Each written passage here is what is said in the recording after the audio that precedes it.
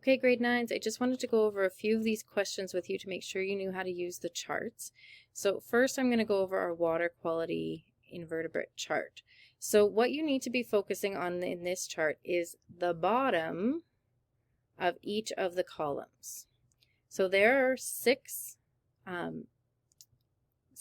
insect larvae that are kind of in each section here. And so if you have an insect in this group down here, the stonefly nymph, the mayfly nymph, the caddisfly nymph, the water penny beetle, the rifle beetle, and the gilt snail, these are going to indicate good water quality.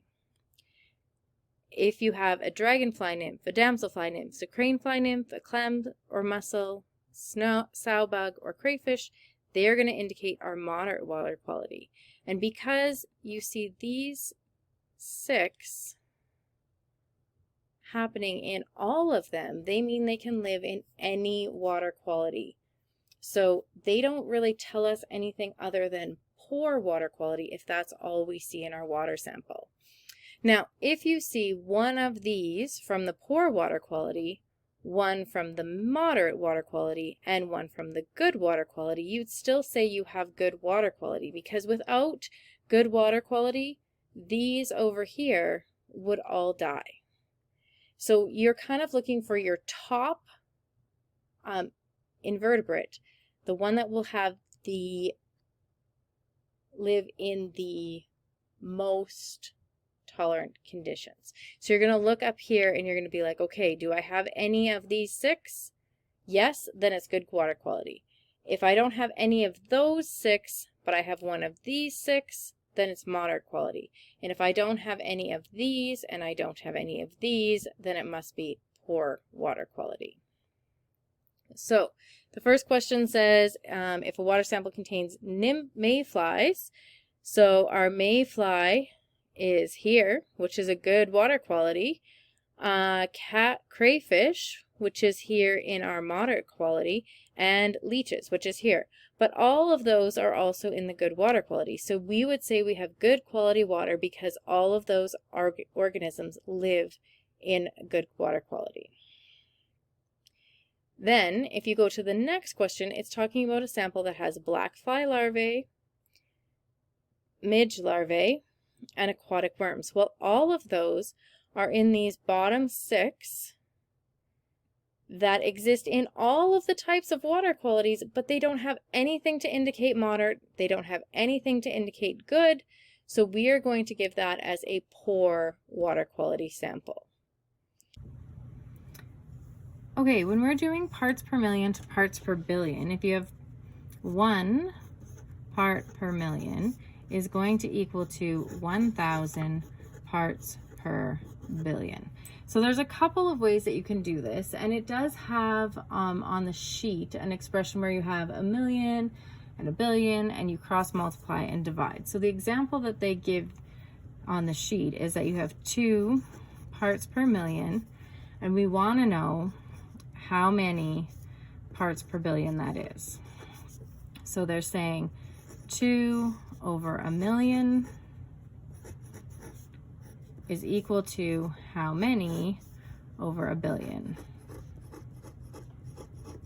So if you're not sure, a billion has 9 zeros and a million has 6. So you would cross multiply. So 2 times 1, 2, 3, 4, 5, 6, 7, 8, 9 divided by 1, 2, 3, 4, 5, 6. 5, 6, which is basically like saying 2 times 1,000, which would give you 2,000 parts per. Now this seems okay. So basically here is our general rule. If going from parts per million to parts per billion, we're going to multiply by 1,000. Now, if we go the other way, so we're going to put a little line here. So we're going to go the other way. So parts per billion to parts per million. So let's say that we have 5 parts per million, and we want to know how, or parts per billion, and we want to know how many parts per million that will be. So you've got 5 over 1, 2, 3, 4, 5, 6, 7, 8, 9 is going to equal to how many over 1, 2, 3, 4, 5, 6 is going to be your parts per million. So like all of these zeros freak me out. So I'm going to show you this once, and then I'm going to give you this easy way to do it, okay? So again, we're going to cross multiply and divide. So you're going to get 5 times a million. 1, 2, 3, 4, 5, 6 divided by a billion. 1, 2, 3, 4, 5, 6, 7, 8, 9.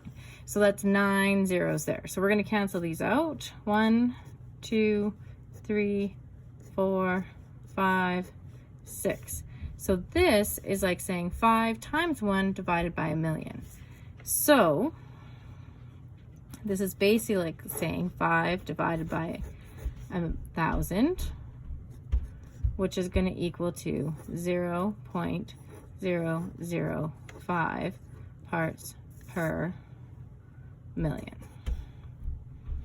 So back up here, if going from parts per million to parts per billion, you multiply by 1,000.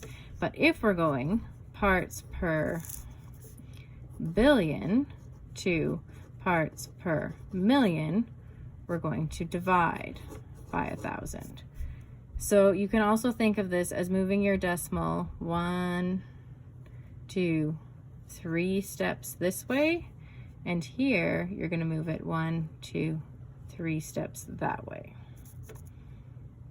Okay, so now let's do some sample questions to make sure that this makes sense. So from the questions that we have on the sheet, we're looking at question 3A. Oh, we just did this one. That was 5, oh no, parts per million is equal to how many parts per billion? So when we have parts per million going to parts per billion, we are going to multiply by 1,000. So 5 times 1,000 equals 5,000 parts per billion. So here we're going to have 2 parts per billion, and we want to know how many parts per million. So over here, if we go billion parts per billion, going to parts per million, we are going to divide by 1,000. So 2 divided by 1,000 is going to equal 0.002. This is when you would have moved your decimal the other way, like 2, 1, 2, 3. So your decimal goes here, and you fill those in with zeros. All right, C. 10 parts per billion equals to how many parts per million? Again, billion to million, it's going to be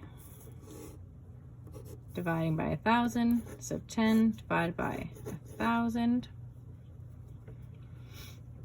which is going to give you 0.010, because we would have moved our decimal over 3 places, parts per million.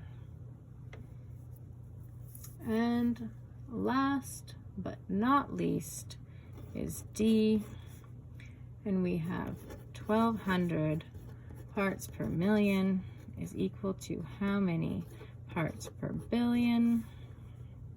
And we are going to be multiplying by 1,000 in this case. So we have 1,200 times 1,000 equals 1,200,000 parts per billion.